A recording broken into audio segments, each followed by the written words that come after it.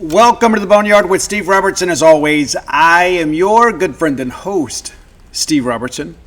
Here on the Hump Day edition of the Yard. Hope things are well with you. Hope you're having a great week. Yeah, we're 10 days away from the season opener. I had a discussion yesterday with some people on staff, and it's like, yeah, it's here, you know. And I don't mean on the football staff, just in the administration. It's like, you know what, the summer has been so busy. You know, you hire Brian O'Connor, and you have the ceremony, and you've got all the portal stuff, and you've got the draft, and you know, there's been a lot to keep up with, and so like all year you think, hey, this will be a good summer project for me. Like I had some things that I was going to do this summer, and told my agent, I said, listen, I'm not going to be able to do all these things this summer because I'm afraid I'm going to have to cover a coaching search, and we did ultimately, but it's here. And matter of fact, we have had our last media opportunity with Mississippi State football until game week. So Monday, we'll sit down with Jeff Levy and maybe some selected players. I don't know what day we're going to do that, but maybe it's Monday, maybe it's Tuesday. But that's it. Today's media opportunity was the last one before game week. So that's a hint and a half for you right there. And we'll talk about some of the things that we learned today later in the show. But I want to give a shout out to Boneyard listener and Steve Robertson supporter Lynn McAlpin. We love Miss Lynn. We do. Love her whole family. And even though her sister, Joy, married a Ole Miss guy, we won't hold that against her. At least the guy's got good taste in women. But Lynn's granddaughter, Rachel, 16 years of age, from Jackson, won the world championship in swimming. How about that? I don't know what all disciplines she competes in, but I've been kind of following her journey on Lynn's Facebook page. And even though she's not technically a Bulldog swimmer because she's still in high school, she is Bulldog. And we want to celebrate her accomplishment and celebrate with Miss Lynn every time that I have an event in that neck of the woods. She comes to support me, and I want to support them. And this is a major thing, that we've got a Bulldog swimmer. No telling where she goes to college, but she's a Bulldog. And so that's our win too. We celebrate with you, Rachel and Miss Lynn and everybody in the family. Wanted to get that out of the way first because I felt it was important, right? A little closer to home, as you guys know, the daughter is up at Harvard. They got her student ID and all the books and all that, and she sent that screenshot of the student ID in my daughter's name on the Harvard student ID. It's very surreal. I mean, it is. I don't know that it's really hit me yet. You know, I remember when she got accepted from Harvard, and I know why she applied to Harvard. Because even in the event that she didn't go to Harvard, she wanted their stamp of approval. And I think in some respects, it's probably one of the things that I respect most about my daughter is she is not afraid to fail. She's not afraid to put herself out there. And so she applied, and then I told her, I said, hey, I've never told you what to do with your life. But you got to go to Harvard now. You have to. It's a life-changing opportunity, and as your dad, I just can't let you pass this up. And so now she's up there in Cambridge, Massachusetts, living on Harvard Square, which is still pretty crazy. But, yeah, cool stuff, and super excited for her. It's also in the 60s up there, which is rather interesting. You know, they don't even have air up there. Did you know that? Maybe some of you that live in the colonies, shall we say, up in the Northeast. Like all the windows are open. Like she's like, hey, the windows are open. She gave us the virtual tour and said because there's no AC, but it's in the 60s. We wouldn't survive down here without AC. And I can tell you, I feel like my AC is working overtime these days. Looking forward to some fall weather. And as we mentioned on last time we were together, 10-day forecast. I have no idea what it's going to look like down in Hattiesburg, but the high next week, Wednesday, Thursday, and Friday, is 80. 80.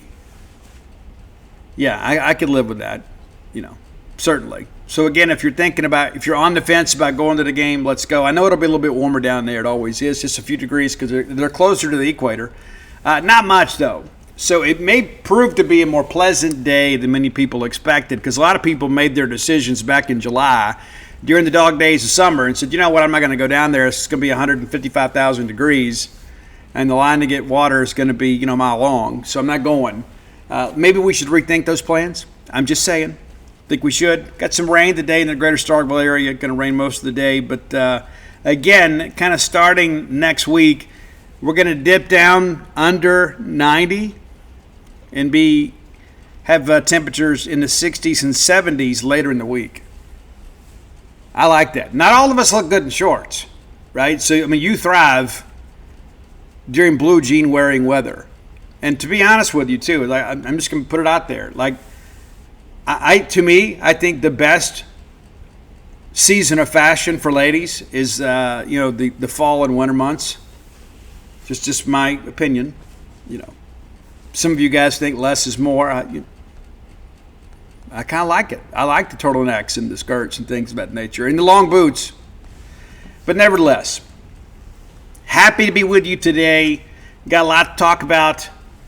Got some code of conduct stuff for some of our newer students, of course. Got a great top 10 list. Is one of my favorite bands and favorite albums.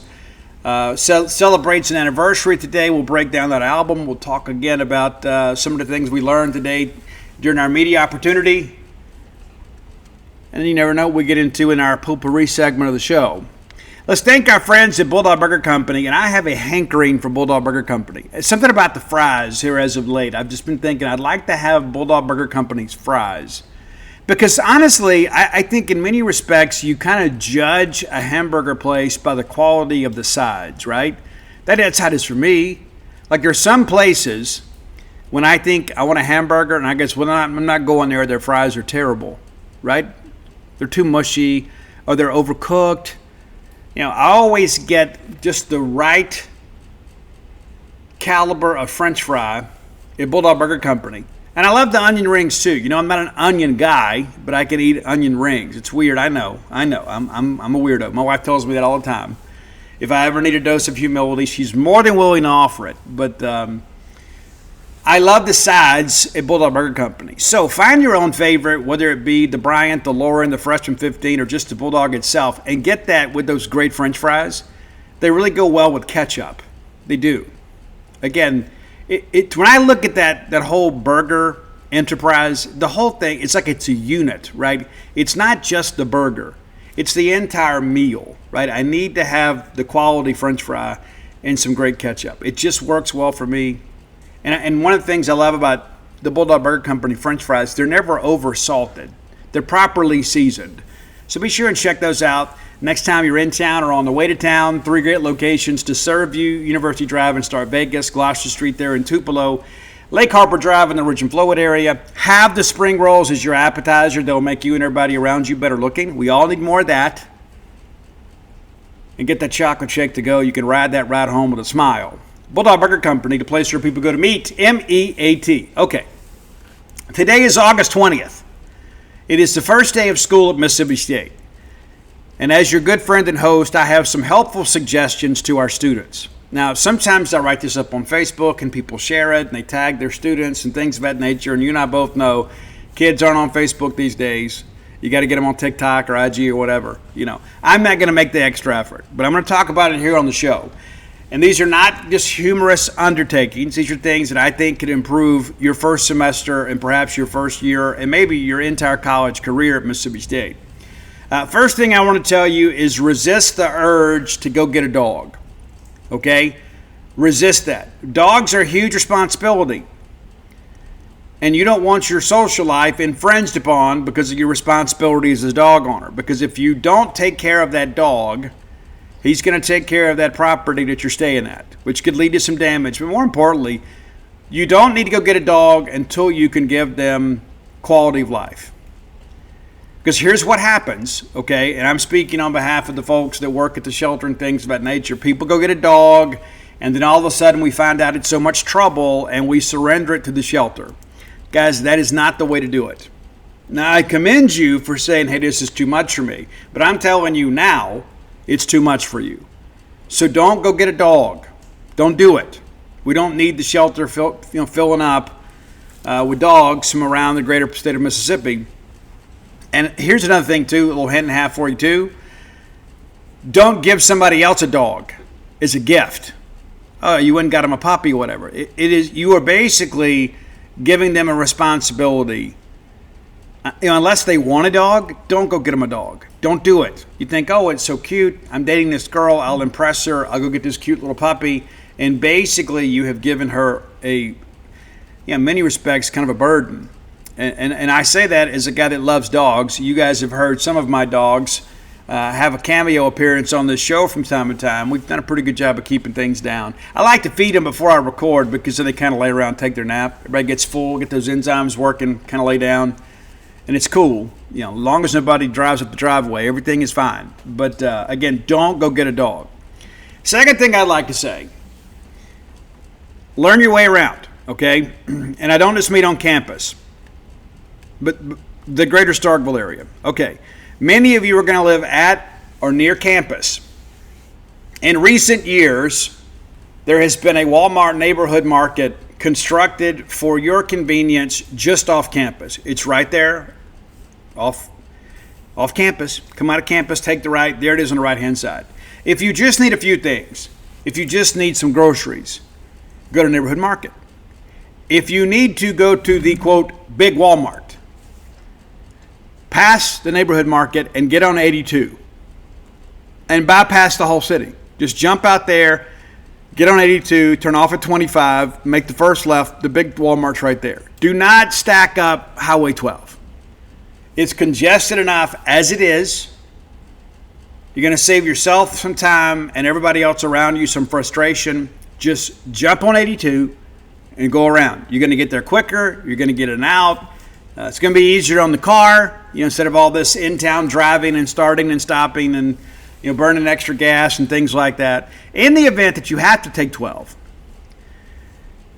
it is a long way from campus to Walmart. It is okay to use the left-hand lane. Yeah, you don't have to get in the right-hand lane until you get close to Walmart. You don't have to stack up that right-hand lane. I know that seems like a novel concept, but it happens every year. Third thing I want to say, Mississippi State is essentially a pedestrian campus. You don't drive to class. And you could see today, the first day of class, people don't know. There are not enough parking spaces for those vehicles. And there are a lot of students out there that didn't get a parking pass. And then here in about a month, many of these students are going to figure out, I'm just better off walking. And then all of a sudden, there's going to be parking spots available around campus. I'm not saying that you should start driving. I'm just telling you the best course of action is to just walk. And I understand it's hot. I get it. Ladies maybe don't wear quite as much makeup, but I know you're trying to make a great first impression. And girls want to look cute for the girls. I get it. But this is the South, okay? We understand that young ladies, older ladies, middle-aged ladies, all the ladies, we understand summertime is not makeup time, right? And so here's what's going to happen too. You're going to make actually a better impression, right? Let's say you don't put on quite as much makeup to go to class, and then that same young man you're trying to impress, when he sees you all dolled up out at Rick's or whatever, all of a sudden you're going to knock his socks off, okay? So again, it's a pedestrian campus. Get out and walk. It's not going to hurt you to get out and walk. You're just going to add more frustration to your day. And many of you don't have, schedules that are all stacked up every day anyway. It doesn't hurt you to get out and walk. In addition to that, get your student tickets for sporting events. Do that. And then use them. Because of the fact you go to a school in the Southeastern Conference, you're going to see future NBA players, future NFL players, Major League Baseball players that play for us and for our opponents, and you're going to make some cool memories. And you're going to be in Humphrey Coliseum. There's going to be all this cool stuff going on, and you're going to be a part of it.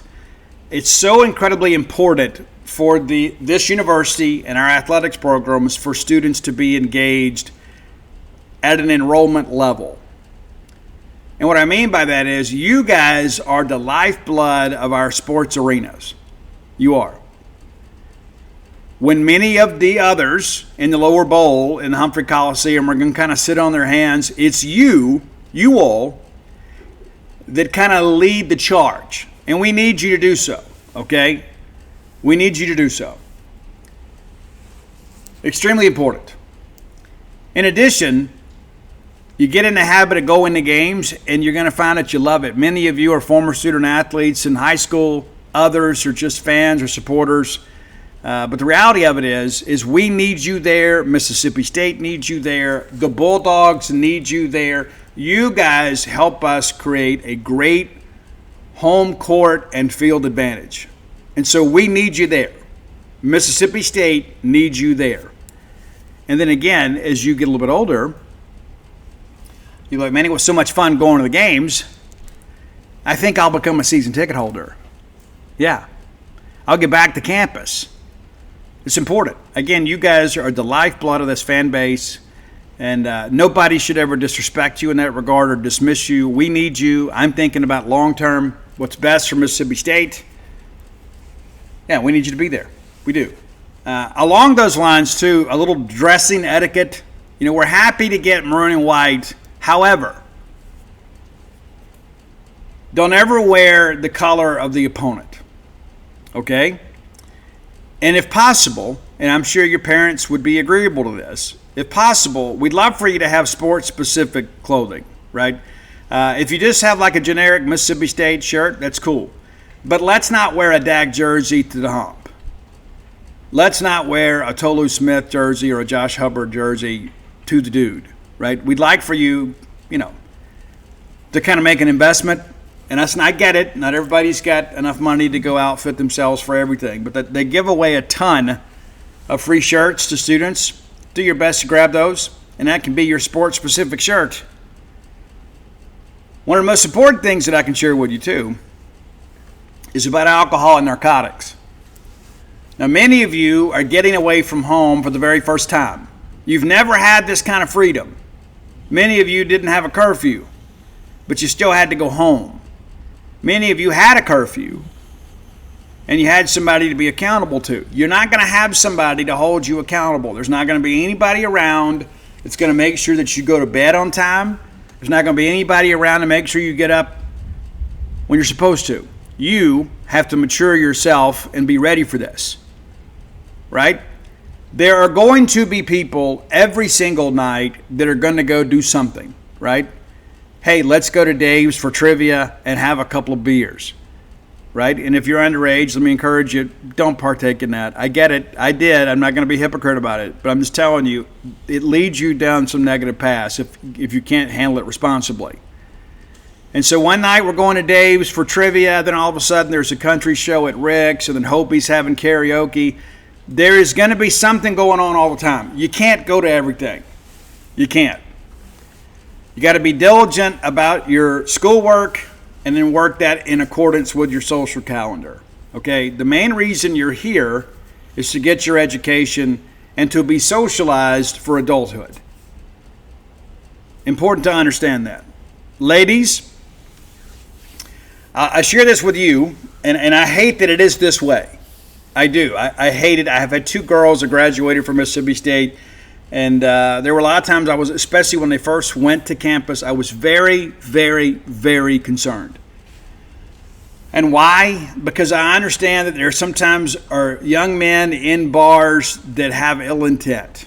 Okay? Always guard your drink. Everybody doesn't need to go to the restroom at the same time and leave drinks on the table. You're asking for trouble. Okay? It's not your fault if somebody does something untoward, but be careful.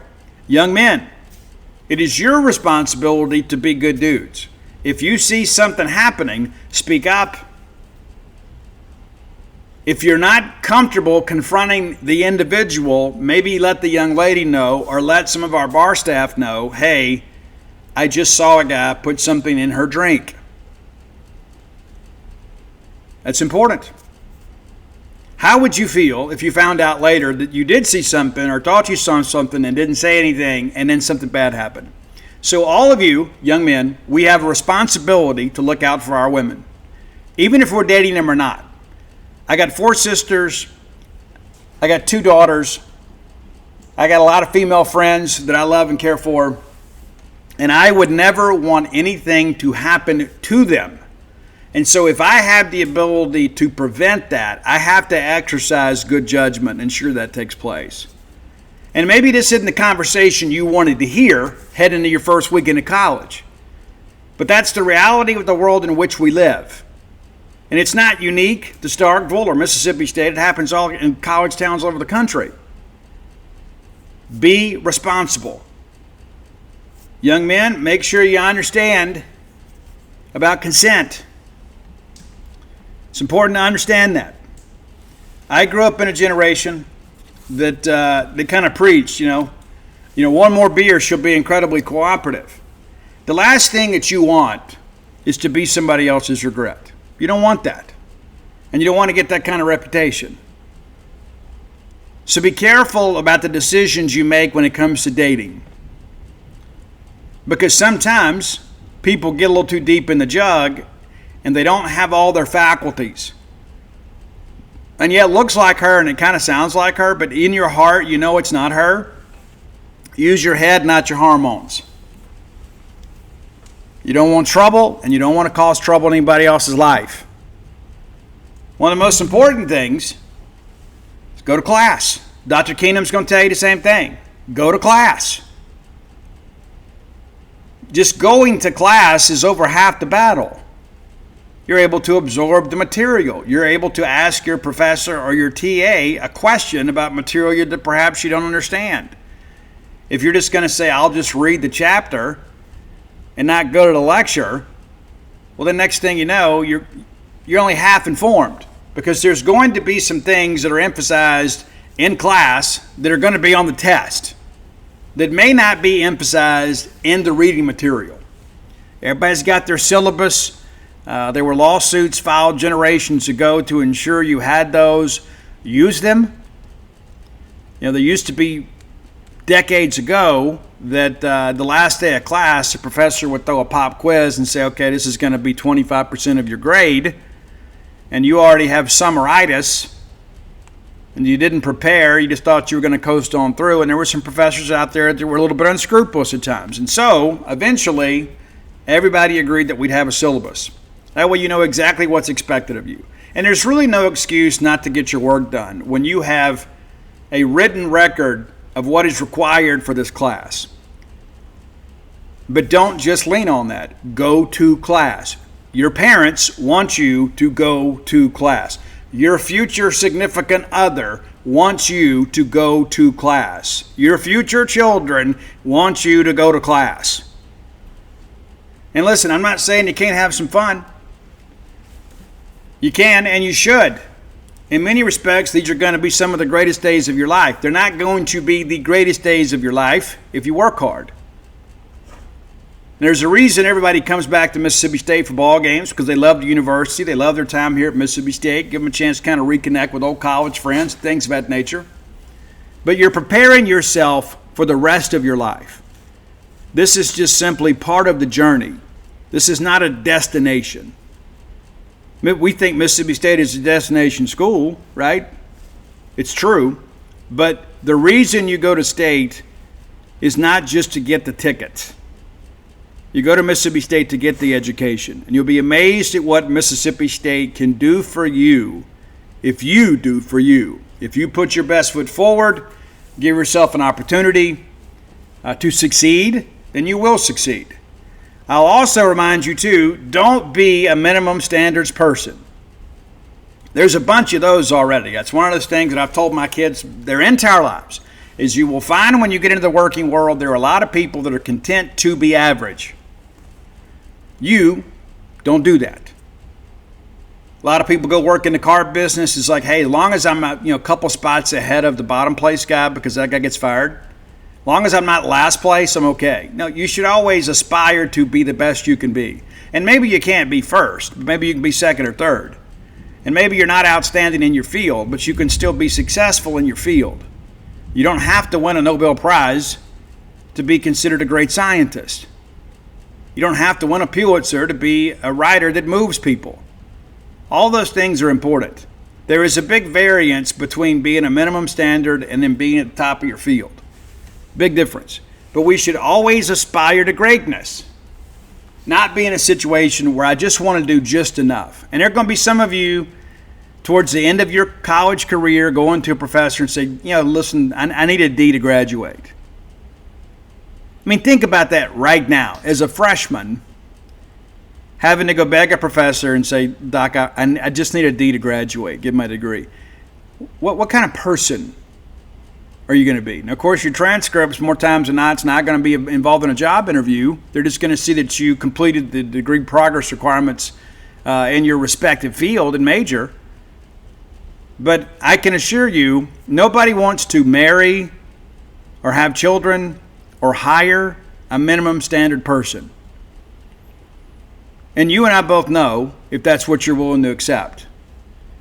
I want you to want more for yourself. So develop some good habits. That's not to say that you can't go out and when you're of age and have beer and pizza and just kind of blow off some steam. Listen, I get it. I do.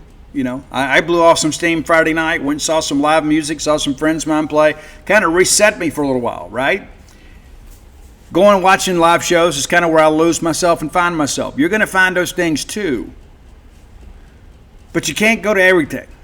And listen, I understand when you're in college, especially as a college-age dude, one of the main reasons that you go out and you go places is because you want to meet college-age women, right? I mean, maybe you've already dated your town and you're just ready for something new, right? I already know all those girls in Goss or Bunker Hill or Bug Tussle or wherever, Possum Neck. I already know all them. I want to expand my dating horizons. And that's great. But let's do our part to ensure that we're going to be a suitable mate for somebody later. You say, Steve, you're talking about all this big picture stuff. Well, yeah, I am. Because it's not about now, it's about the steps that you take now prepare you for a future. And you're in charge of that. Nobody else is in charge of that. You are absolutely 100% responsible for your attitude and your effort. That's about the only two things in life you can control. Things are going to happen. 8 o'clock class is going to get canceled. You're going to celebrate. You still got to do the work.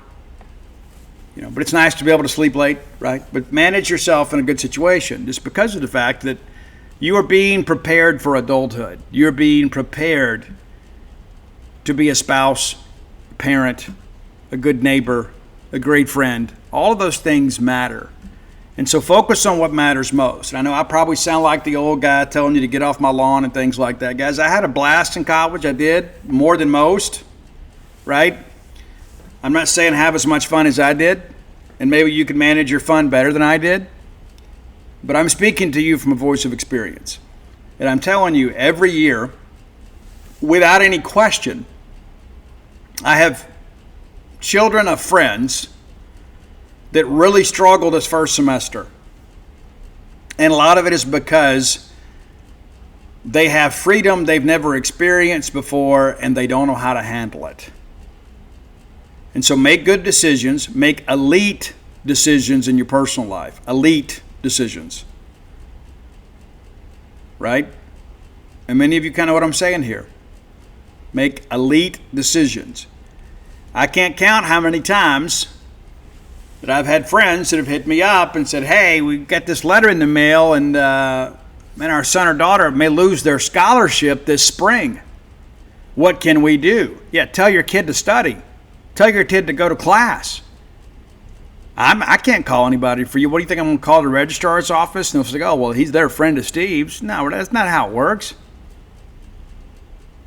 Focus on what matters most. Get all your work done. Get your studying done. Get your papers written. You want to go shoot some pool with some buddies? Go do it. You want to sit around all night and play some video games? You don't have a class until 1 o'clock? Cool.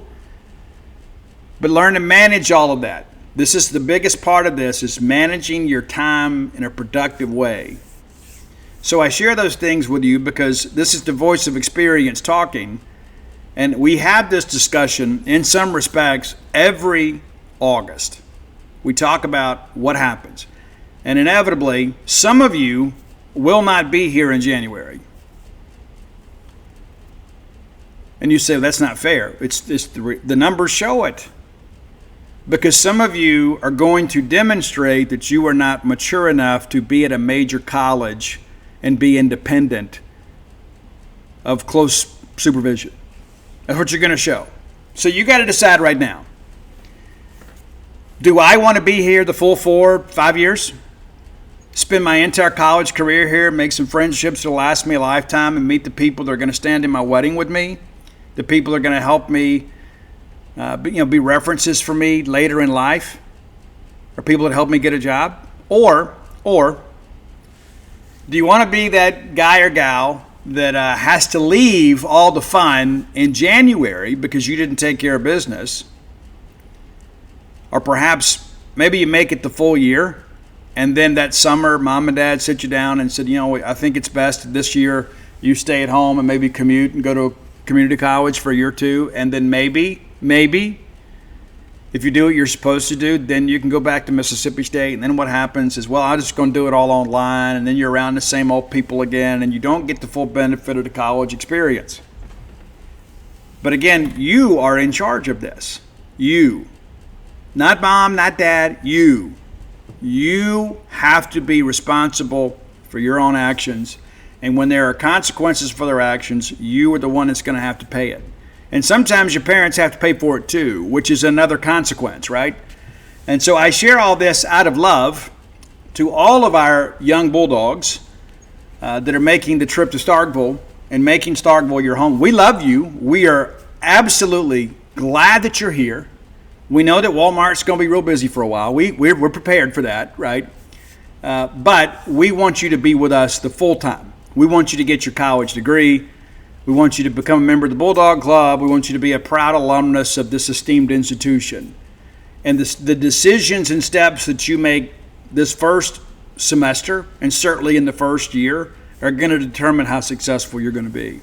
Very important to understand that. And take that from your Uncle Steve, that has had now 3 kids graduate college, and my 4th is a junior at Mississippi State now, and he struggled that first year a little bit too.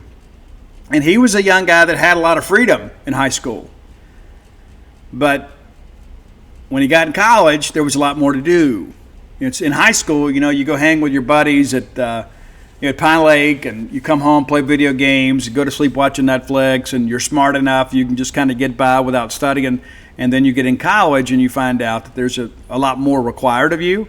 And so there was an acclimation process for him. As great as a kid as he is, he struggled that first semester. He got it together at the midterm, and it's been outstanding ever since, and was on the president's list last year, and both semesters. And so everybody goes through this. And again, the words that I'm speaking to you are the same words I've shared with my own children over the years. And every one of them at some point has had a little bit of a wobble, I guess, other than Mia. They've had a little bit of a wobble and kind of had to settle in. And so I'm just telling you, as great as my kids are and as absolutely successful and high achieving as they are, and the fact that their parents were still living in Starkville, there was still a little bit of adjustment. So give yourself a little time to be human, but make good decisions. All right, time for our Close with Blair Player of the Day. Of course, our friend Blair Chandler is a mortgage professional. Coming up on 25 years of experience in that industry. Nobody stays in any industry 20 plus years by accident. Blair gets things done. Thus the name closewithblair.com. Let me give you his number, 601-500-2344. 601-500-2344. And you may think, well, what, Steve, I live outside of the state of Mississippi. Blair's licensed to practice in multiple states. So reach out to him.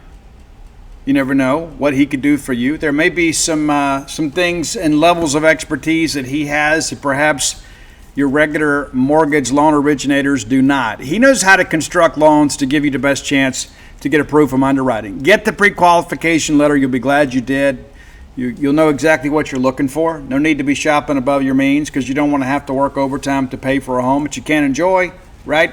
You need to have some quality of life in that respect. So get with Blair. You'll be glad you did.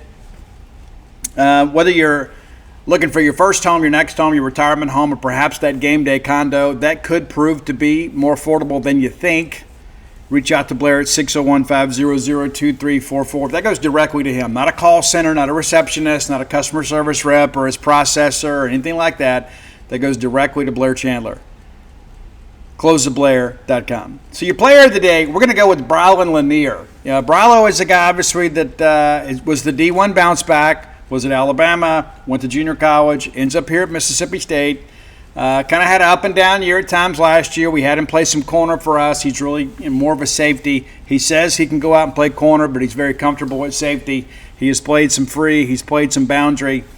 I like the talk of the secondary, and we're going to get into that in the next segment of the show. But there appears to be a different level of communication with these guys. And I get that from talking to the offensive players, from Blake Shapen and people like that. And so, those guys are communicating at a much higher level, and that's what you want. Had somebody tell me yesterday that Coleman Hutzler always has a bunch of juice, right? The guys are kind of beginning to reflect that. They're kind of getting some confidence, talking a little trash. That's just kind of part of playing defense. But we're going to need Brylon Lanier to be a big part of things for us this year, and I think that secondary is going to prove, especially at the safety spots, to be deeper than perhaps you think. So our close with Blair, player of the day, Mississippi State's Brylon Lanier. Time for today's Top 10 list is always brought to you by Kalido Guitars. Visit them at KalidoGuitars.com. That's C-A-L-I-D-O Guitars.com. As I've shared many times before, it's a guitar shop, but it's not just a guitar shop. They work in pretty much all stringed instruments. And so maybe perhaps you have thought, what, I'd love to be able to give my business to a Bulldog. And I'm always thinking in those terms. And it doesn't matter exactly what you're playing. It could be guitars, violins, ukuleles, mariachis, whatever. You can get service at Kalido Guitars and help a Bulldog business. It's going to help the Bulldogs themselves, right? So whether you're visiting their showroom in Lake Jackson, Texas, shopping over the phone, or shopping online, there is a promo code to assist you. That's BSR. That gets you 10% off your purchase price, gets you free shipping, no sales tax unless you live in the state of Texas, and a 5% donation of your purchase price made to the Bulldog Excellence Fund. What a great incentive to do business with them. And I say it all the time on this show, how many times do you make a nice purchase, maybe not even a major purchase, but in some cases it is, and you order online and then something doesn't go right and you can't get a hold of anybody and you're dealing with some bot and there's some nameless, faceless person that doesn't really care if you're happy or not? That's just not the case with Kalido Guitars. Get their level of expertise working for you. You're going to get incredible service before, during, and after the sale. They want you to be completely satisfied with your purchase. And as I've mentioned, I think you owe it to yourself, whether you're ready to make a purchase or not. Some of us need some incentive in life, right? Need to have something to look forward to. So visit KalidoGuitars.com. Do a little online shopping. Just kind of look and see what you're thinking. Whether you're a right-hander or a left-hander, or you need an acoustic guitar, an electrical guitar. You can even get an acoustic steel string. And maybe for some of you country music folks, maybe your act has been missing that, right? Add a little depth to what you're trying to get done. You can get a bass there. Anything that you need, you can find. 7 and 8-string guitars, of course, made popular by Steve Vai and, of course, the guys in Korn. And then 12-string guitars. Basically anything you need. This is a real bona fide guitar shop. You can get guitars all the way up into thousands of dollars. And how many times, like your local guitar shop, whether you like those guys, they don't have a lot of great selection for you. Then they got a special order something for you. And there's an additional cost with all of that. But the reality of this is there's a lot of great instruments that are available right now and available to ship from Kalido Guitars. And every time that we do this, I go back, because again, I'm not going to go buy a $3,000 guitar. Maybe you are. I don't play well enough or enough to make that type of investment. Perhaps you may. There's a super nice Yamaha hollow body electric guitar with the brown burst finish. List price is $4,360. Before your discount, it's $2,900. Yeah, that's a significant savings. It's already a third off, and you're getting a little bit on top of that. But yeah, there is a Steve Vai signature electric white guitar that I'm looking at here, and yeah, it's about $550. And I just think to myself, how nice would it be? I'd probably play more often if I had it. You know what I mean? It's like, I got this old beat up Ibanez that I bought, and the sound isn't that great, but I just kind of enjoyed getting out and playing a little bit. And I feel like if I had this newer guitar that I'd probably play a little more often. And maybe that's the case for you. Maybe you need some inspiration. So whether you're looking for guitar cases, gig bags, accessories, strings, anything that you need to get ready to play, you can find at Kalito Guitars. Be sure and check them out today. All right. You guys have heard me speak extensively about one of my favorites of all albums of all time is Operation Mindcrime with Queensryche. It's true. It's true. Michael Wilton, one of the greatest guitar players of that era, and they were kind of lumped in with hair metal, but they were absolutely not hair metal. They were more progressive metal. Fates Warning went out with them on some tours. They toured some with Dream Theater, had kind of a co-headlining thing. And in many respects, there's no Dream Theater without Queensryche. And I don't know if you've really thought about that in those terms. You think, oh, but Steve, no. And the folks in Dream Theater will tell you they were heavily influenced by Queensryche. They just kind of took things to another level. Of course, Mike Portnoy was a big part of that. Scott Rockenfield did a great job with Queensryche. But so much of what you hear in Dream Theater has a genesis in Queensryche. So according to Michael Wilton, who again is one of my favorite guitar players of all time, Michael says that Empire from Queensryche was released today, August 20th, 35 years ago. Yeah, I don't know if that's right. You know, I look it up and it says September, but I think Mike would probably know better than us. And I remember going, moving in at Jones and trying to make some things happen. And I have this album and I listen to it all the time. So I'm going to rank there's 11 songs on the original issue. When they did the 20-year anniversary, they added 3 other songs. Had a cover and some other things. They re-recorded some stuff. So there were 3 bonus tracks on the anniversary edition. But we're going to go with my top 10. Della Brown didn't make the list. That's the one of the 11 that I did not put on my top 10 list today. If you know Queensryche, you know that Empire was their most commercially successful album. Over 3 million copies sold in the United States alone. Yeah, and this is a band that sold over 20 million records. And not just domestically. They're big in Japan and certainly in Europe. But, the original Seattle sound in many respects. And it's so interesting you think about that 35 years ago in 1990, music was about to make a big change in 91 because of collusion between MTV and the record companies. You can save me with the grassroots movement nonsense. I know better. But Queensryche, in the middle of all that, had their most successful album of all time. So here we go. Number 10, a track called One and Only, and I wanted to kind of get going with a little bit of a banger, and this is not necessarily a song that I think is a highlight on the album, but the guitar work on it is exceptionally good. Number 9, I love Randy Jackson's bass work on this, and no, that's not Randy Jackson from American Idol, but it's Best I Can. Absolutely love it. Now, this is not a concept album, but it kind of feels like it. After hearing Mindcrime, you kind of expect these songs to kind of run together. And the way the production worked on this, they kind of ran, there was not a lot that big space, right? It just kind of ran from one song to the next. And so there was some nuance in that I thought was pretty interesting. Number 8, it's a song about relationships. And Jeff is kind of singing, I walk the thin line for you. And there's some horns on this, and I'm not a huge fan of horns in rock, but they work here. Number 7, probably one of the best deep tracks in the Queensryche catalog.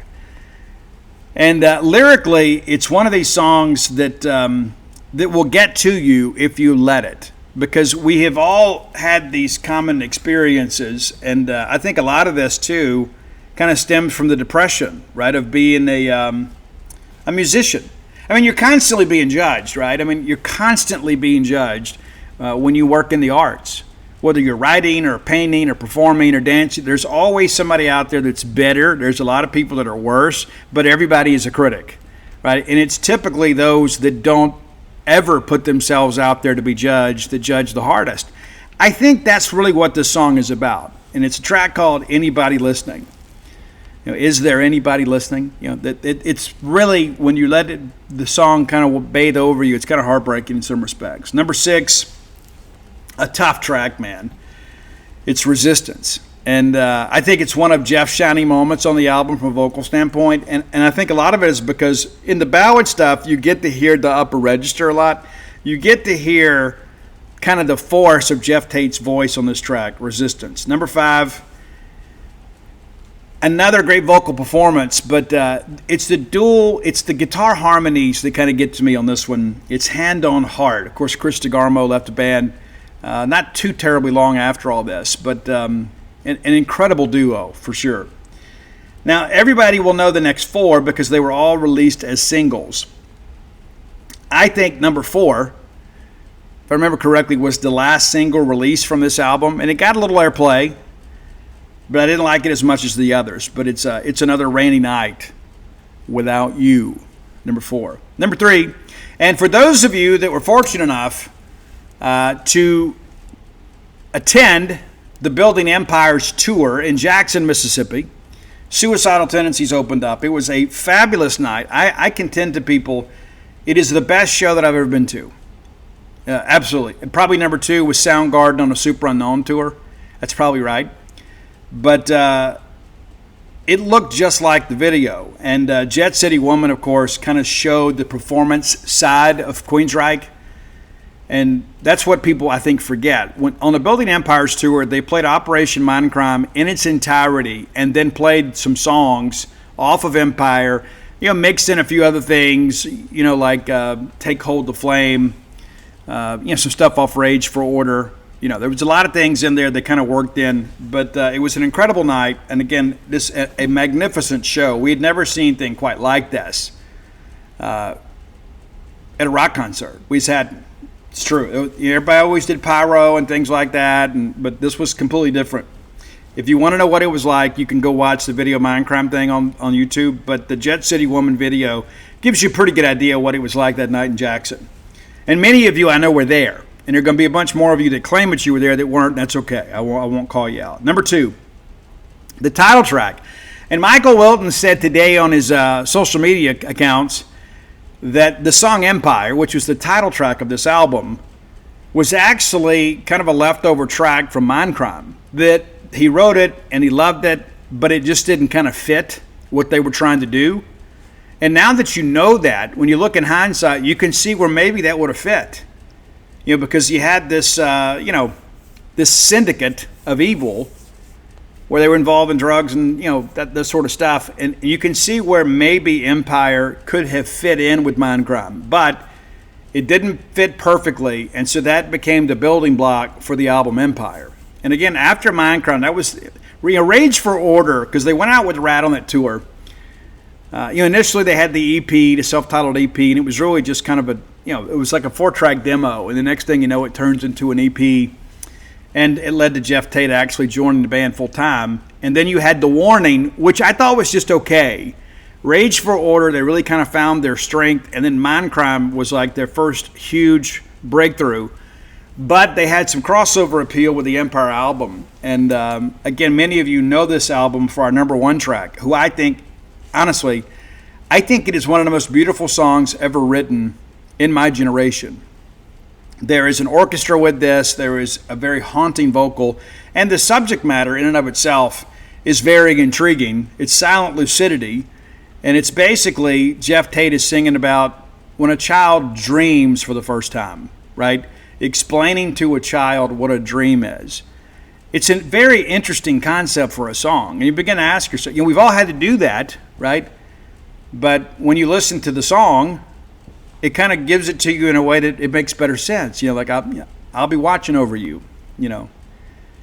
It's so great. It's such a beautiful song. I could listen to it every day. It is a beautiful, beautiful, beautiful song. And there were so many people that were unfamiliar with Queensryche that got familiar because of this song.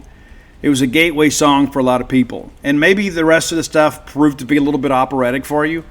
But Silent Lucidity, we talk about perfect songs. To me, this is one of them. Intriguing subject matter, incredible instrumentation, and the vocal performance, absolutely phenomenal, in the words of Ben Howen. But it's so great to think about. As great as Operation Mindcrime was, it became a stepping stone to greater success. Now, music began to change after that, right?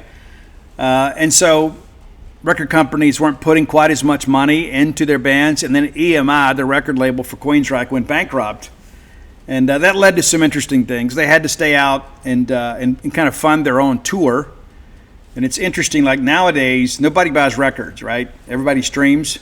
but he uses iTunes or Spotify or whatever, and the artists get very little money from that. So the only money they make is when they tour, and so that's one of the reasons you've seen so many of these bands from the 80s and 90s reform and go back on the road, is everybody's got bills to pay. But this is a masterpiece of an album. I don't know that it reviewed as well as Mindcrime, but it sold better than Mindcrime. And I think Operation Mindcrime obviously is a little edgier, it's a little darker, and because it's a concept album and there's a story. And again, if you ever go float, ask Dana if she'll let you listen to Mindcrime, because it matches up almost perfectly time-wise. But Empire, I think, is a little bit up and down at times compared to Mindcrime. But the highlights on this, I think, are as good as anything that you heard on Mindcrime. I really do. And I don't think there's any filler. Della Brown is the one song. It's just kind of like, yeah. When you got 11 songs, there's going to be one clunker out there. That was the one for me. Even though I thought musically it was pretty good, I just think lyrically it just didn't make a lot of sense. But eventually, you'll make your way to this album. I think you're going to really enjoy it. And again, for you young bucks that are like looking for albums to listen to when you're traveling, when you're not listening to your podcast and drinking your coffee, maybe put on some Queensryche, put on some Mindcrime or some Empire. And the Empire, when that came out, when that video came out, it let us know that Queensryche was back, and really back with a vengeance. If you have ideas for the top 10 list, reach out and let us know. Best way to do that is to hit up Roy Samanti on X at Dogmatic67, DAWGMATIC67. You can find our great list on Spotify on that same handle. And I'm on all forms of social media at Scout Steve R. Be sure and check us out. And again, we look forward to your suggestions. We've had a run of suggestions, but this is one that because of this band being so important to me, I wanted to share that with you. And again, reminder for those of you that are keeping up, we are forging ahead with our 988 music project to promote awareness of the suicide prevention number. I have been absolutely overwhelmed in the most positive way with messages of support from so many of you. I will not read them here because I don't want to break anonymity with anything. I had a lot of people that have reached out and said, Steve, this is very needed. Thank you for doing this. We've lost this person, and this is their story. And so much of that is heartbreaking. And as I told Eric and Ryan and the guys last night, even if for one day, just to get these people together to help sing in the choir, for one day, they realize they're not alone. They're not alone in their grief. And even if it never leads to anything bigger, I think that's enough. I think just getting people together that are kind of the survivors, right? And maybe helping them get to a point where they become overcomers in many respects. And there'll probably be some numbers exchanged and friendships will be forged. And I think it's so important, no matter what we're dealing with in life, to understand that we're not alone. And again, I don't want to sound too preachy, okay? And please understand, I know this may come across a little bit offensive to some, and I don't mean for that to be the case. But like when I hear these people talk about trauma, right? That's become such a buzzword on social media. It's like if I get my feelings hurt, then I am experiencing trauma. And if somebody doesn't give me what I want, then I'm experiencing trauma. Now, and I guess in some respects, if you kind of drill that down, maybe there's some minor trauma. These people that we're looking to partner with to tell their stories, they have experienced real trauma. And I think it devalues the word and devalues the experience when we equate the fact that somebody got our order wrong at Panera Bread and calling that trauma. That's not trauma. That's just life. Those things happen. And I think that's important to understand. Words have meaning and power. And when we call a day-to-day setback a traumatic experience, and we begin to kind of volunteer for victimization, right? I think we're setting ourselves up for a very, very difficult life. That's my personal opinion. Bad things happen. And those aren't even bad things. That's just day-to-day things. It's a minor thing for that to happen. It's true. So to call that traumatic, you've got some difficult lessons to learn in life. I used to tell people all the time when I was much younger, I said, I've never had a bad day in my life. I just hadn't lived long enough. And that's the truth. I think that I'm, for the most part, a very positive person. I try to be. Some days it's a chore. It is. Some days it's a chore to do this show and to get up and write. I mean, it's a joy to do it. But there are some days, you know how it goes. You get involved in the grind, and summers are tough for us. We have to work a lot harder, produce content, because you guys pay us, right?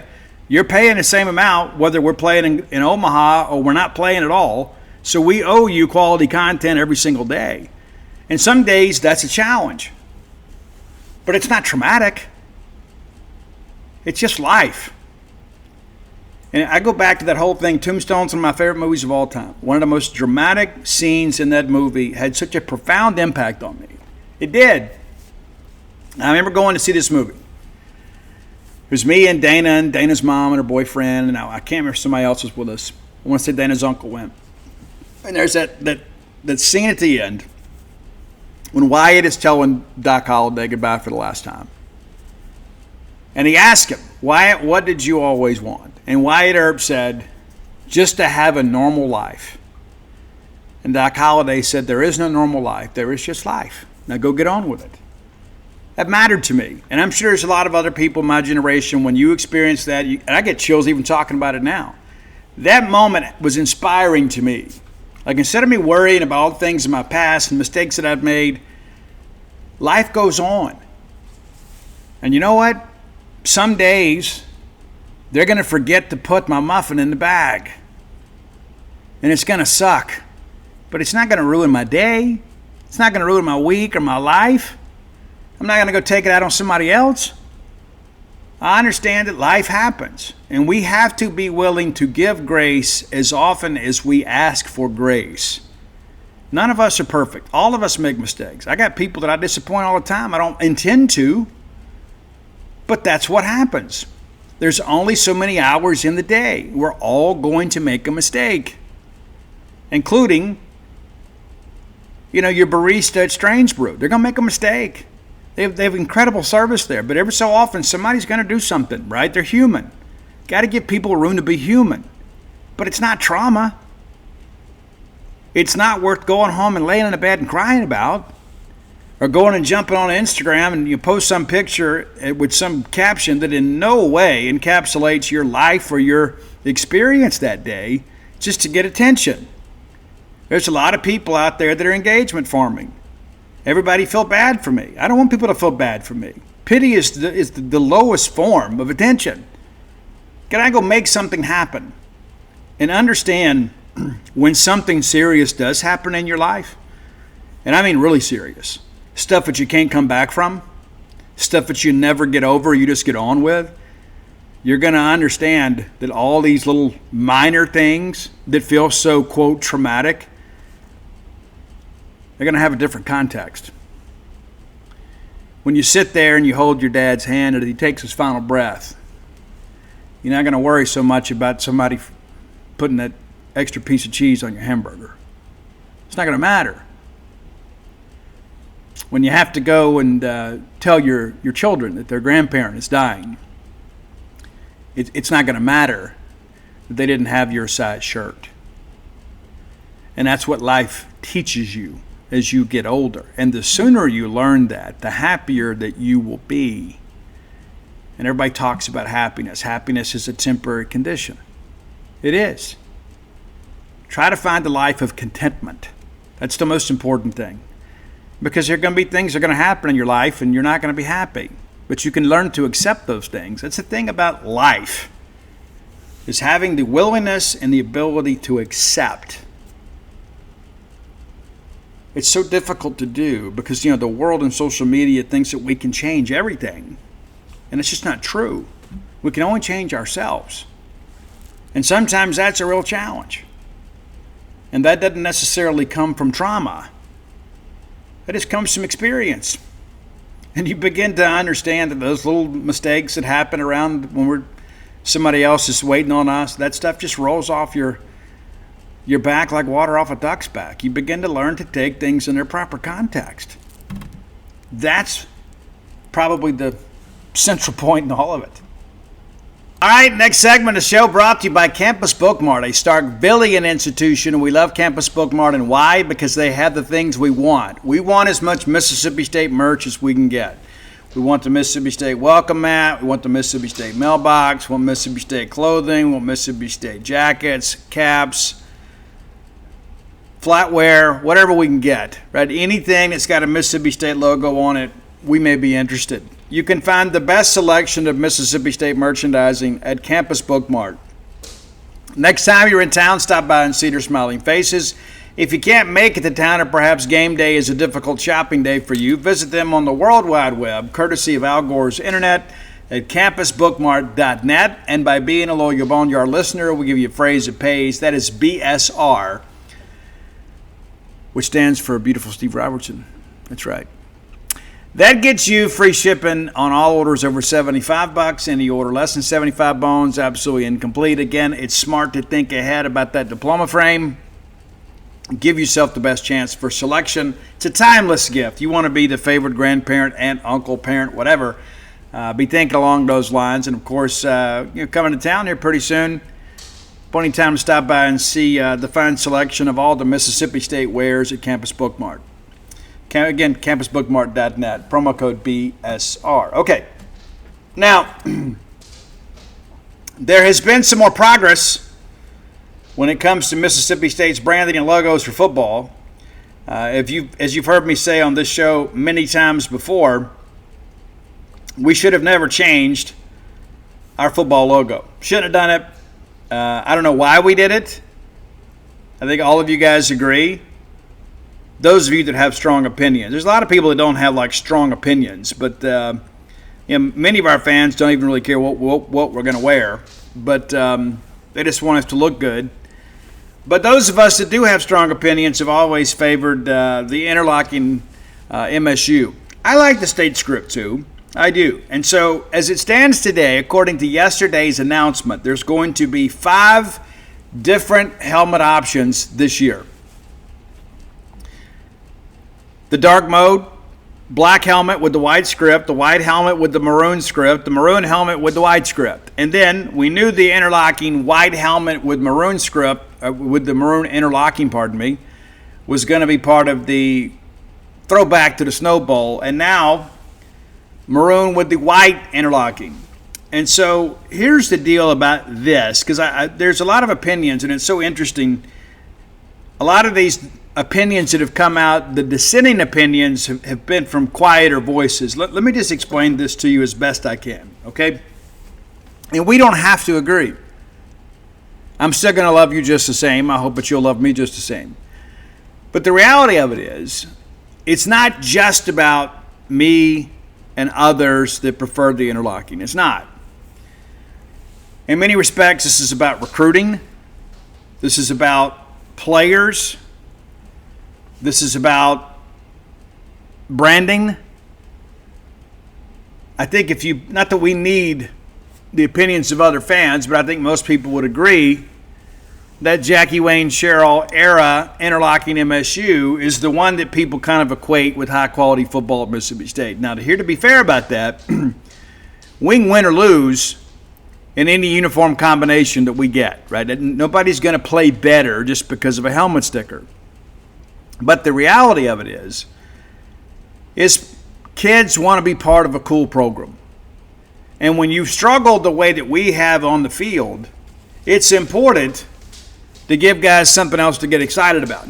Our best branding is winning. There's no ifs, ands, or buts about that. That's just how life works. I mean, Penn State's uniforms, very, very drab. They've had a really good program for decades. It's a good program, right? Nobody's going to choose Penn State because of those uniforms. They pick because of the tradition. Alabama's uniforms are pretty drab, but nobody picks Alabama because of the uniform concepts. They pick it because of tradition. When you don't have the tradition of a USC or a Penn State or an Alabama or Ohio State, even Ohio State's got a little trendy at times for their uniforms, you got to do some things a little differently. And at Mississippi State, we have to do things a little bit differently. As we've discussed many times before, we have been at our best with offensive-minded head coaches. And a lot of times we've got to run some things that may be a little bit unorthodox. Because at Mississippi State, sometimes we're playing from behind. We don't have a lot of rich tradition. We love what we've been able to accomplish. We wanted more. And so we've got to be a little trendier. Okay? And I see people like, I hate the black uniforms. Guys, I love them. And I think this dark mode concept is the best black uniform we have ever had. Period. Now, you ask me, I love the maroon and white. But once a year to wear an alternate uniform, I think is pretty cool. A lot of times, too, of course, you can go out and purchase these items, of course, at Campus BONEYARD. You can. You kind of outfit yourself, look like the team. But we have to be a little different at Mississippi State.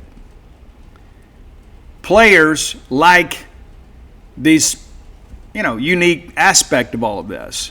And the thing that I go back to,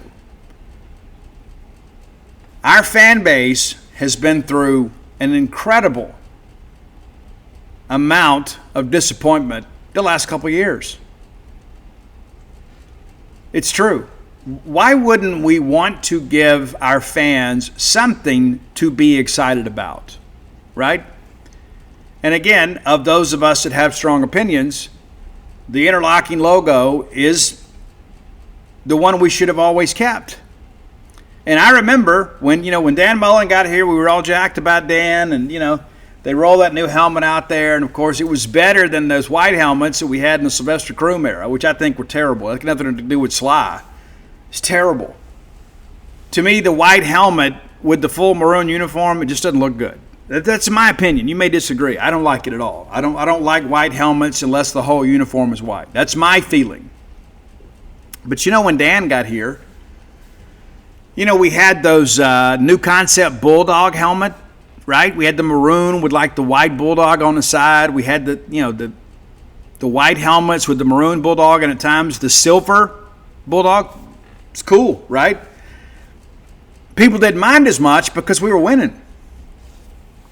You didn't see all these complaints and polls and things of that nature because we were winning. When you're not winning, everything is magnified. Everything sucks, right? But the reality of it is, and I've said it many times on this show, I think the banner M is a great logo for the university. It's great. It looks great on a tie tack. It looks great on a lapel pin. It looks great on a diploma. It looks great maybe even on center court at Humphrey Coliseum. It looks great on university letterhead. That should always be the university logo. It's very distinguished. I think it looks great. It's just too blocky as a sports logo in my feeling. That's how I feel. So yes, very happy about these new offerings and these new options that we have. But at the end of the day, we got to go win games. When I talk to people on football staff, it's like that's the main thing that everybody says. It doesn't matter what you're asking them about. Coach, how do you feel about in-state recruiting? Well, we got to win some games. Coach, how do you feel, about the depth this year? Well, we got to go win some games. Coach, how do you feel about your uniform concept? Well, we got to go win some games. I'm glad they feel that way because ultimately that is the only thing that really matters. Winning games, graduating players. That's the two biggest responsibilities of a coaching staff. Jeff Levy and those guys don't go, but they don't go pick up a lot of the stuff. They don't concern themselves so much with the uniform stuff. The uniform concepts are sleek. They really are. And again, I go back to that dark mode thing. I think it looks great. I hadn't bought a Mississippi State jersey in years, but I may buy one of those. I'm a guy that likes to wear black anyway. But my point being, this is a good decision. Not just because we got what we wanted, a lot of us, but it shows to me that Zach Selman is receptive, right? And we have discussed this many times. I think in the 3 one-on-one interviews that I've had with him in the last 6-7 months, I've broached this topic with him. And there's a lot of fans that would like to see us go back to that. And I told him my personal feelings about it, for whatever that's worth, right? Is that logo not just from a nostalgia standpoint, which that's a big part of it too. Like, we had some great years with that logo under Jackie Sherrill. We did. Had some bad years too. But it is reminiscent of a time that we were incredibly proud of our football program. And, again, if you recall, when we had the changing of the guard, and every time we change coaches, everybody wants to do a little different branding and put their new, spin on things, we were disappointed when it went away. That's the case. We'd been through an NCAA investigation that was basically a witch hunt. We had a difficult time finding another coach, and we do, and then we trot out there with some helmets that none of us really like. We didn't like it. And it's okay to admit that. We were disappointed when we transitioned away. And, of course, there were some people at Mississippi State that wanted to kind of distance themselves from Jackie Sherrill. It's true. They may not admit that to you, but people are like, hey, it's a new era. We just want to kind of move forward. I don't think we move forward. I think we move backwards. But Alabama wouldn't have gone and changed their logo after Nick Saban left. I think you understand what I'm saying. And again, I don't understand, number one, why we changed it in the first place, except for just change for the sake of making change. And the next thing we're with Russell. It's like we made some really bad decisions. Russell was great making starter jackets when those were trendy, but they weren't a football outfitter. And so we transitioned to Russell, and we put these white helmets. And listen, we had some great players that wore those uniforms, and we loved them and their contributions to Mississippi State. But this is the move that needed to happen. Now that we're getting a little something, I think it's a good compromise. We're not getting maybe the full, the Jackie Sherrill era 98 uniforms, but we're getting the helmet logo. And I think most of us would probably agree, even though the state script looks incredible on a polo, it kind of gets lost at times on the helmet. And listen, I'll admit, I helped push for that too. And maybe it didn't look quite as well as we'd hoped. And Zach Selman comes in, trying to, kind of convey a sense of communication to the fan base, was receptive to us. Hey, next thing you know, we get the state script, the center field logo with Davis Way. We were jacked. We were. But once we get it back, let's just keep it. Let's just keep it, okay? And again, there's so many people out there that don't have strong opinions. They're going to be okay if we have the banner M, the state script, or the interlocking.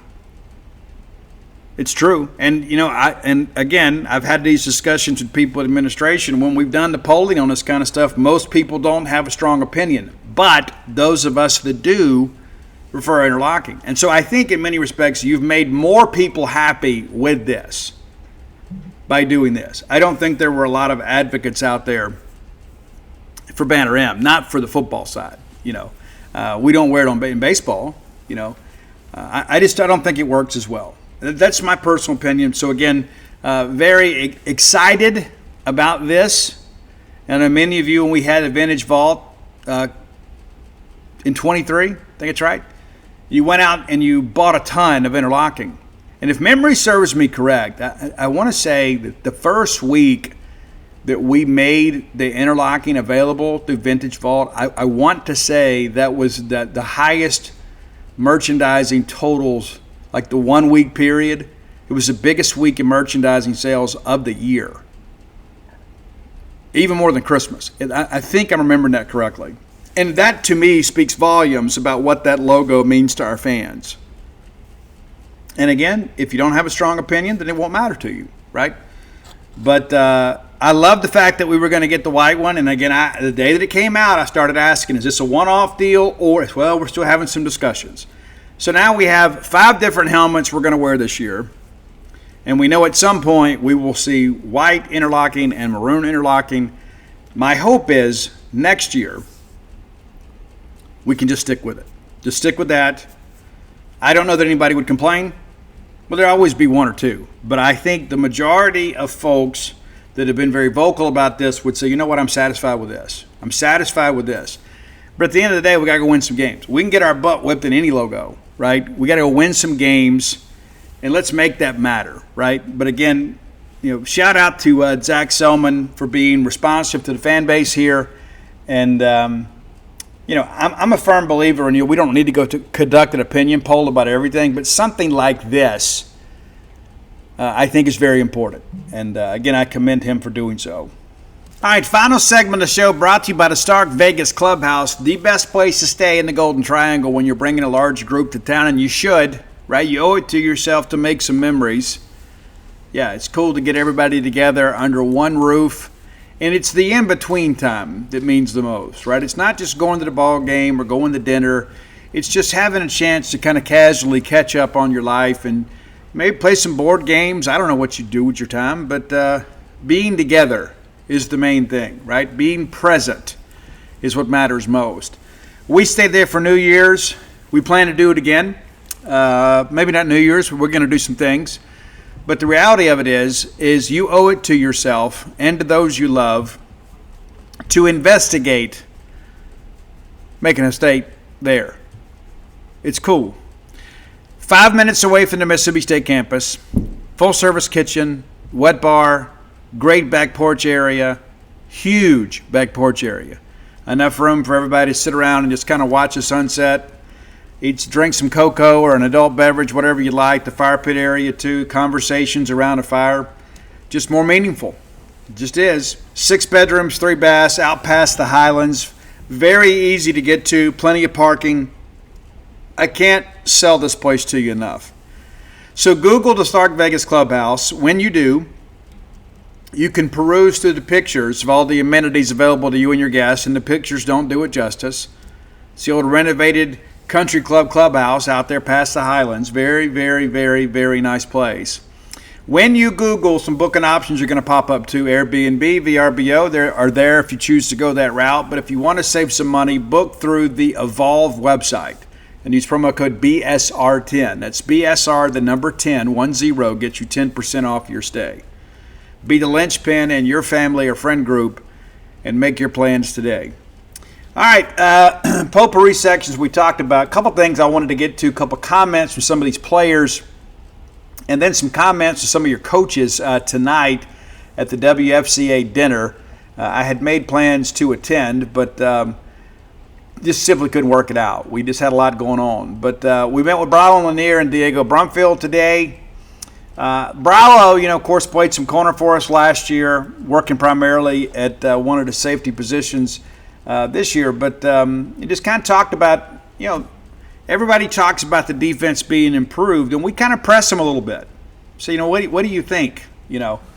What do you think? What makes this group better, right? And Bravo said being here this year and being here last year, there's a major difference offensively and defensively. Fall camp was much more aggressive and tougher. I feel like we are prepared to have a winning season. Isn't that music to your ears right there, right? I don't think there's any question about that. Belief is the first step in achievement. You got to believe you can do it. Very few people get lucky. Very few. You got to prepare. And I like what we're hearing out of camp. We don't get to see a whole lot, so we're kind of dependent on the players. And Diego Brumfield was a guy last year that was expected to be a one-year player, got banged up, just played in the 4 games. We didn't play him in the Egg Bowl, so we could redshirt him and have him back this year. He looks to be in the best shape of his career, and he spoke about that as well, about how he really committed himself to getting bigger, faster, and stronger. That's the goal of every student athlete every offseason. But Diego is a guy too that I don't think that many of our people are expecting much from, but he could be a valuable addition to this. And one of the things that he mentioned I thought was interesting. I never missed any college practice, no college game. Kind of difference than last year. Not until last fall, that is. After 2 years at Campbellsville and another at Memphis, with 30 total games played and a dozen starts with the Tigers, watching the quote there kind of mixes in there. Dave Murray kind of works it in there. But nevertheless, he is a guy that has been available until last year. But, again, there's always a little silver lining in all that stuff. He says we had some good guys last year. Like Bryce Pollock was good, but we've got more depth this year, and I love working with them. And so That's a big part of it, right? That's a huge part of this for everybody, is to be able to just have some players that believe we can do some big things. Coach Brian O'Connor announced this evening that November 1st will be the home scrimmage at Dudy Noble Field against Louisiana Tech. We'd been told Louisiana Monroe was a possibility, but it was going to be somebody that from the G5 level, since we're getting Florida State down in Pensacola. So, make plans to attend November the 1st. And we'll have Louisiana Tech here. Always good to see Lane Burroughs, too. Always. We love Lane. We do. We always will. Wish him the best. He's a guy that's built a pretty good program there. But kind of looking ahead there, November the 1st, that is a Saturday.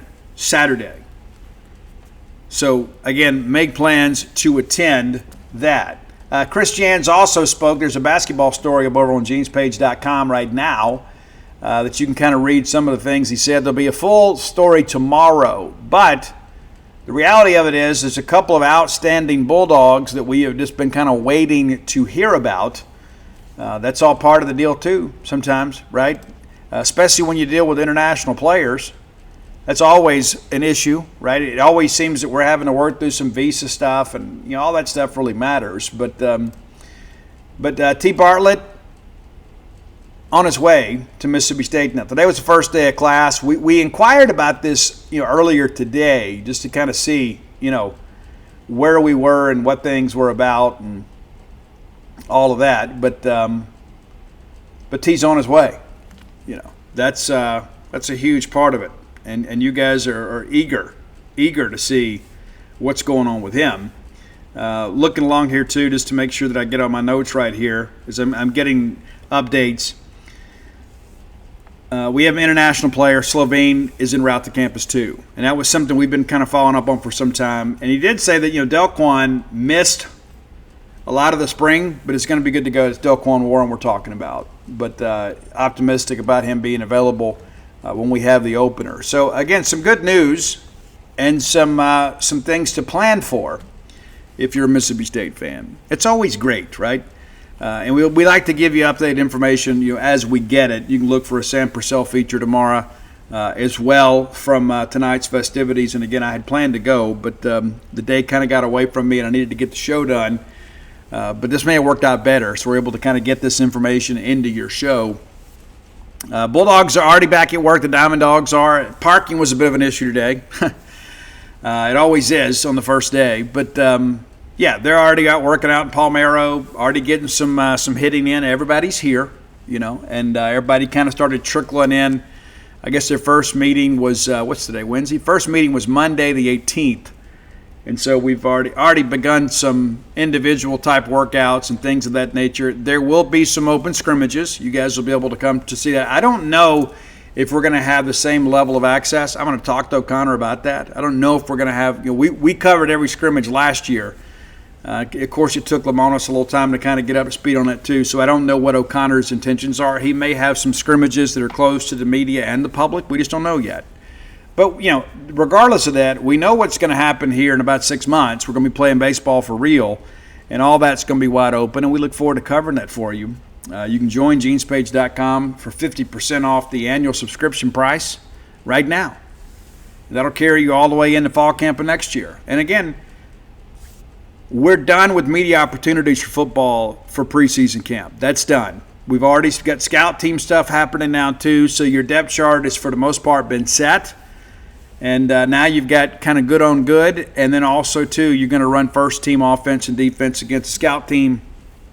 Things are coming into focus now. And before we get to Southern Miss, got a little more work to do. But, again, I've said many times on the show, I think some of our fans are seeing a little bit of ghost when they see Southern Miss because we're just so desperate to win again. And you see Charles Huff, and you respect Charles Huff and the job he did at Marshall, and he's going to do a good job at Southern Miss. I think at the end of the day, the difference is going to be the bigger bodies. I just don't think they're going to have the depth up front on the O-line or D-line to kind of win that war of attrition. And I think this is going to be a game that is won at the line of scrimmage. And, of course, listen, they're going to have a talented quarterback. He's expected to be the conference player of the year in the Sun Belt. But they got to protect him. And we've got to be able to, kind of get him on the ground when things break down. But the reality of all this is that, the difference in the weight programs and the difference in depth, I think, is going to prove to be the difference in this ball game.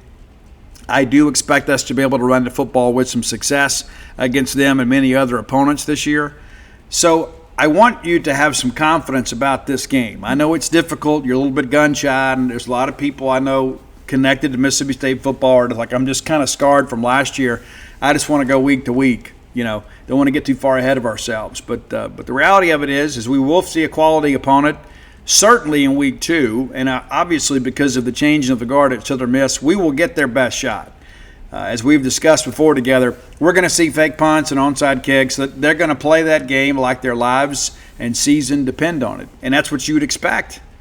They're not expected to win this game, and I know the line has come down, and there are people that are making way too much of that. I do think State wins this game. I think State covers, and I really don't think it's going to be the game that many people want it to be. But I do think it's a game that in the end Mississippi State's depth is going to win out, and I think we probably have a pretty comfortable fourth quarter. But again, we got to survive that first quarter and probably that first drive of the second half. But we got to get separation, and we can't go out there and make mistakes. But defensively, again, there's a lot of very, very positive comments about the improvements that we've made on and off the field on defense, just because we just have depth and the guys up front are doing a good job. And I asked somebody yesterday that I trust that goes to practice every day, and I said, I'm going to ask you this, and I want you to be honest with me. And if the answer is negative, I won't talk about it. I just want to know, are we really better on defense? And he said, absolutely. We are absolutely better on defense. There's more juice in practice. We got a lot of guys making more plays in practice. It's not limited to Isaac Smith and Stone Blanton anymore. Of course, Stone's moved on, But the reality of it is this looks to be a unit that is markedly better than last year. Now, we won't know for sure what we have until we play an opponent. And again, as I've said before, we're not going to learn a lot about this team against Southern Miss unless we lose, right? If we go out there and win the game, people will just say, well, we were expected to win the game. And they were expected to kind of, they were 1-11 last year, right? And even though they had a big influx of talent, it's week 1 for them. And even if we win the game big, some of our fans aren't going to be satisfied because you're going for the same reasons, right? But if you find a way to get Arizona State, you got a really good chance to start 4-0, a really good chance. And so we got to take it one game at a time, as you guys are well aware. And we can afford to get ahead of ourselves because we don't coach or play. But the reality of it is we're just about 10 days away now from playing an actual college football game. And our arrangements have been made, staying down in Hattiesburg, get up and have breakfast with some great friends right across the street from the Southern Miss campus there at the Midtowner. Can't wait for that. Because at the end of the day, as much fun as we have covering the Bulldogs, a lot of this is about people. And there are some of you, the only time we get to see you is during certain sports seasons. And you're our friends. And you know how it is with your Facebook friends. I don't know how it is for you. I don't know most of my Facebook friends. They're kind of acquaintances. And it doesn't mean I don't love them. I do. And I enjoy watching them come across the feed. And you like the pictures when their kids do something great or whatever, or a spouse gets promoted or something great happens. I mean, I enjoy that aspect of the Mississippi State family. But there are a lot of people we don't see until we get to a ball game. And that's when we kind of huddle together as a family. And so, again, if you're thinking about going, you're on the fence, I'd encourage you to go. I understand our ticket sales for that game are doing exceptionally well. I don't know how things look for Southern Miss right now, but a lot of good things are happening, and we need you to be there. The Bulldogs need you to be there, and I think you're going to enjoy being there. At the end of the day, the thing that I have learned about life is forecasting failure doesn't make you smart. It also doesn't make you happy. And so every year that we go into this, I'm always thinking to myself, we're going to find a way to figure it out. We'll find a way to work it out. Last year, once Blake Shapen got hurt, I thought, well, there's the season. And it was. We won one more game the rest of the way. It was a miserable season, but this is a new season. And there's really not a lot of carryover from last season. And so I don't think that we should rest the mistakes of last year's team on this year's team. Let's just kind of get excited about where we are. If you haven't, visit dutynoblebook.com, and you can get signed copies of all my sports titles. That includes Flim Flam, Stark Villains, Alpha Dogs, Dog Pile, I wrote it, and The Dude, and then, of course, the personal memoir, When the Bottom Falls. I probably get more messages about that book than any of the rest of them, and I really appreciate that.